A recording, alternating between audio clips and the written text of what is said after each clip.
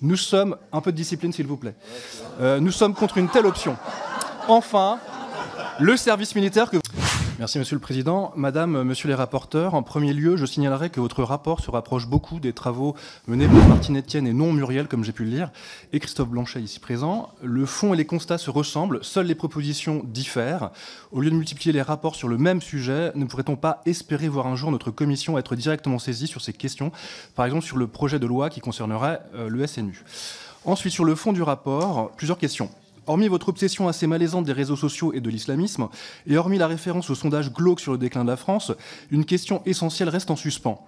Qu'entendez-vous par esprit de défense? S'agit-il d'une espèce de mystique qui transcende les corps et les esprits de sujets exposés à cette discipline, comme ça aurait été le cas pour, je cite, les jeunes des quartiers nord de Marseille, jeunes qui semblent profondément vous étonner lorsqu'ils passent les portes d'une caserne? D'ailleurs, j'ai du mal à comprendre en quoi est-ce si surprenant que ces jeunes fassent preuve d'esprit républicain, mais peut-être pourriez-vous m'éclairer là-dessus. Concernant le SNU, vous développez à raison son inutilité et son dysfonctionnement pendant toute une partie. On se rejoint là-dessus. À mi-chemin entre une colonie de vacances et un camp scout, c'est de l'argent public perdu pour l'école publique, une dépense superfétatoire. Mais étonnamment, alors que vous venez de terminer un rapport sur le sujet, vous écrivez que ce sera au président de la République de définir l'avenir du SNU. Comme 95% de la population totale selon le sondage du rapport Étienne Blanchet déjà cité, souhaitez-vous, vous aussi, supprimer le SNU ? Par ailleurs, s'agissant de l'application du service militaire, vous souhaitez organiser un recensement qui fonctionne comme un fichage en règle des adolescents par le recueil de leurs données personnelles tous les ans via des fiches, formulaires, ou directement par le biais de la plateforme Parcoursup, dont nous prenons l'abrogation. Nous sommes... Un peu de discipline, s'il vous plaît. Nous sommes contre une telle option. Enfin, le service militaire que vous proposez n'est à notre sens pas adapté au contexte et à notre modèle d'armée. Un autre modèle est possible, celui d'une conscription citoyenne obligatoire à 9 mois, rémunérée au SMIC et proche du lieu de vie, qui mette fin à l'éloignement du peuple des questions de défense et qui remette les jeunes au cœur des services publics. Nous voyons mal en quoi vos projets de militarisation et de domestication de la jeunesse permettent d'atteindre ces objectifs. Merci. Merci. Allez, la parole est à vous. Je pense qu'on va vous répondre tous les deux sur le coup. Chers collègues, plusieurs points. Déjà, vous mettez en cause le travail qui a été effectué en disant c'est un constat commun avec des propositions différentes. Ben oui, excusez-nous, c'est tout à fait logique qu'il y ait à un moment donné des propositions différentes si ce n'est pas les mêmes députés qui font le rapport. Premier point. Vous parlez d'obsession islamisme. Sur l'islamisme. Excusez-moi, mais je trouve ce propos, je vous le dis très clairement à titre personnel, totalement déplacé. Comment vous pouvez parler d'obsession sur ce sujet quand on sait le nombre de Français qui ont été tués à cause de l'islamisme? Je vous dis très clairement, je trouve que ces propos dans cette commission sont totalement déplacés. Oui, c'est vous qui êtes hors sujet, je vous dis très clairement. Depuis le début, vous êtes hors sujet, on a l'habitude. Honnêtement, on savait très bien comment ça allait se passer. Donc, évidemment, que l'avantage avec vous, c'est que vous êtes prévisible. Donc, évidemment, on s'attendait à ce genre de sujet. Vous évoquez, là, je vais être un petit peu plus sérieux, vous évoquez notre position sur les SNU. Alors, c'est un sujet que nous n'avons pas...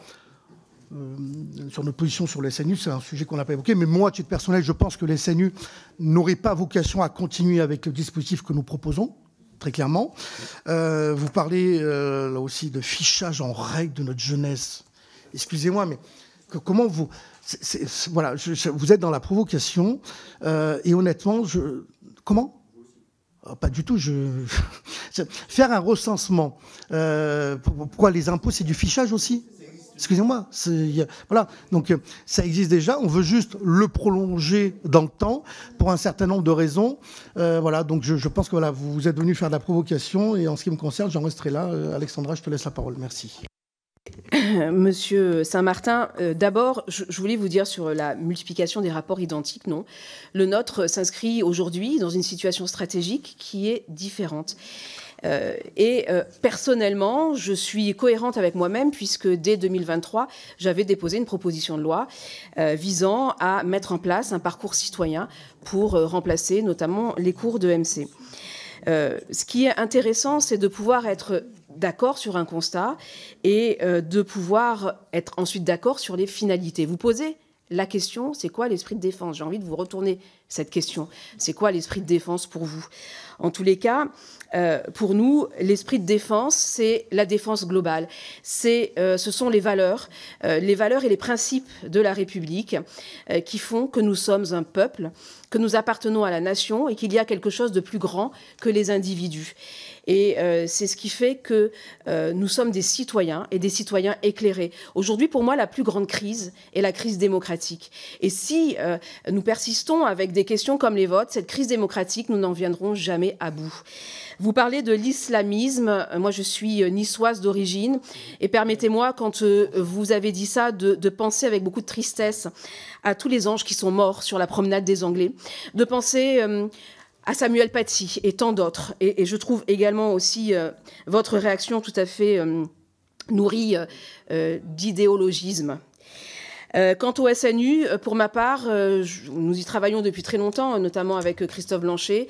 Dès le départ, j'ai pensé que c'était une erreur, parce qu'il n'est pas universel dans la mesure où il est basé sur le volontariat. Donc, pour ma part, je suis assez... je pensais que ça allait finir comme ça. On verra si des propositions sont faites dans les semaines qui viennent, mais je crois que le SNU n'a plus de raison de perdurer. Voilà. Merci.